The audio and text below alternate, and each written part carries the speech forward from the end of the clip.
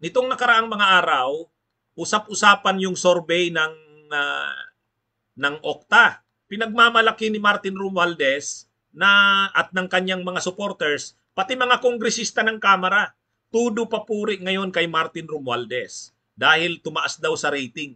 Samantala, si Sara Duterte bumagsak.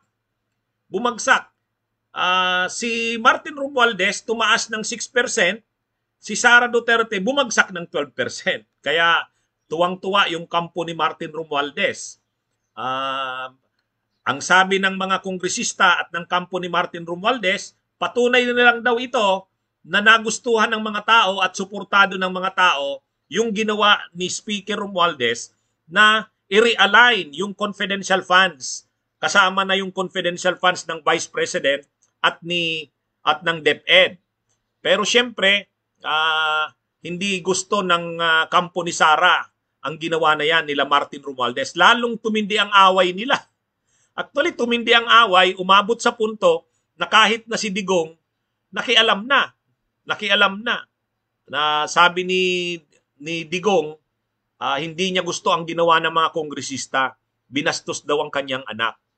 Pero ngayon, ito nga, pinagmamalaki ng Kongreso, pinagmamalaki ng mga kongresista, pinagmamalaki ng kampo ni Romualdez yung di umano pagtaas ng kanyang survey rating.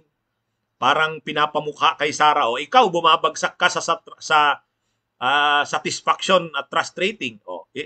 Ako tumataas. Ngayon, ang isang development, si Gloria Arroyo binati si Martin Romualdez.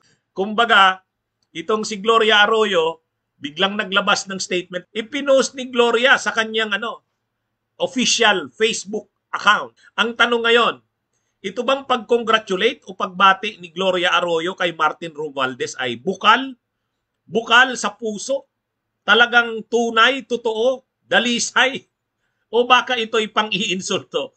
Bakit? Ay kasi alam naman natin, may away si Romualdez at saka si Gloria Arroyo. Hindi pa rin natin malilimutan yan itong nakaraang taon na umabot hanggang nitong taon na to, na mainitan yung nangyari sa Kamara.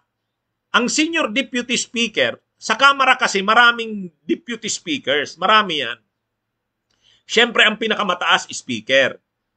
Tapos maraming deputy speakers. Pero may isa lang na senior deputy speaker. Parang second siya sa speaker ng Kamara. Ang speaker siyempre si Romualdez. Pero ang senior deputy speaker si Gloria. Ngayon bigla, sinipa si Gloria Arroyo sa pagka-senior deputy speaker. Tinanggal. Bakit? Kasi ang sabi, inside threat si Gloria. Dinemote ito kasi nagpaplanong sipain si Romualdez. Bakit? Bakit planong sipain si Romualdez bilang speaker? Ay kasi nga, nakikita daw ng kampo ni Gloria na grabe ang maniobra ni Romualdez. Parang naghahanda talaga si Romualdez para sa pagiging presidente sa 2028. So, ang ginawa ni Gloria, parang nagpaplano ng kudeta na sipain si Romualdez. Inunahan na ngayon. Ang termino nga doon, nip in the bud. Hindi nagustuhan ni Gloria yon. Pero hindi naman siya umimik.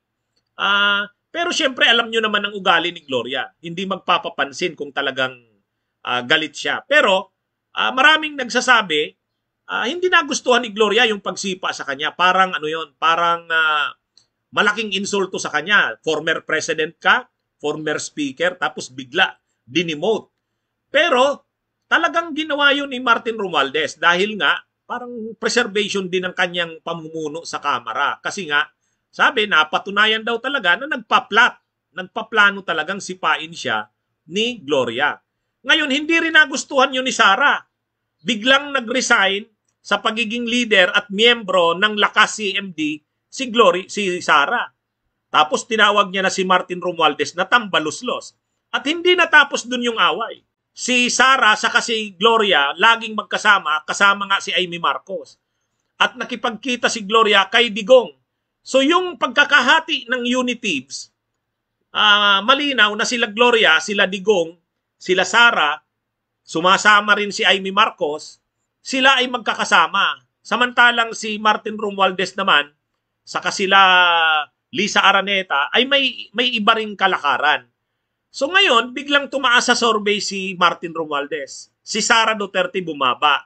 Ay alam naman natin na si Gloria, talagang ginugroom niya si Sara na maging presidente sa 2028. Kaya nga hindi niya gusto yung ginagawa ni Martin Romualdez kasi ang usapan, dapat si Sara na ang presidente sa 2028. Bakit nagmamaniobra si Martin na parang siya ang interesadong maging presidente? Hindi gusto ni Gloria yon. Kaya nga gusto sana nilang tanggalin si Romualdez sa pagka-speaker. Ay natunugan ni Romualdez, bigla siyang sinipa. Pero hindi nagpapansin si Gloria na masama ang loob niya. Hindi nagpapansin si Gloria. Pero makikita mo na lagi silang nagmi-meeting nila Digong, nila Sara Duterte. At alam natin na lalo na ngayon sa nangyayari kay Sara, laging nagmi-meeting sila. Actually, sinamahan pa ni Gloria Arroyo si Sara Duterte sa INC nung isang linggo, di ba?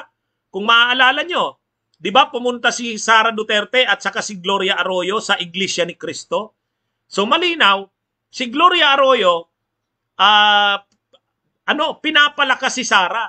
At laging nagmi-meeting sila Sara. Mayroon ngang isang picture sa eroplano, nakasakay si Gloria saka si Sara sa private plane. Tulog si Gloria, pinictura ni Sara. Ano yan? Nung nakaraang linggo lang yan. So ibig sabihin, maraming meeting si Sara at si Gloria.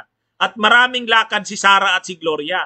Ibig sabihin, sa panahong ito, inaasikaso na talaga ni Gloria si Sara. Ngayon, biglang tumaas sa survey si Romualdez. Grinit ni Gloria. Sinong maniniwala na honest si Gloria sa pag-greet nito, di ba? Kaya may basis yung mga sinasabi nyo. Sarcastic ito. Pang-iinsulto ito. Parang ganito ang ibig sabihin ni Gloria. So, mataas pala ang survey rating mo. Okay. Congrats. Parang ganon, ano? So, mataas pala ang survey rating mo. Okay, congrats. Parang ganon eh.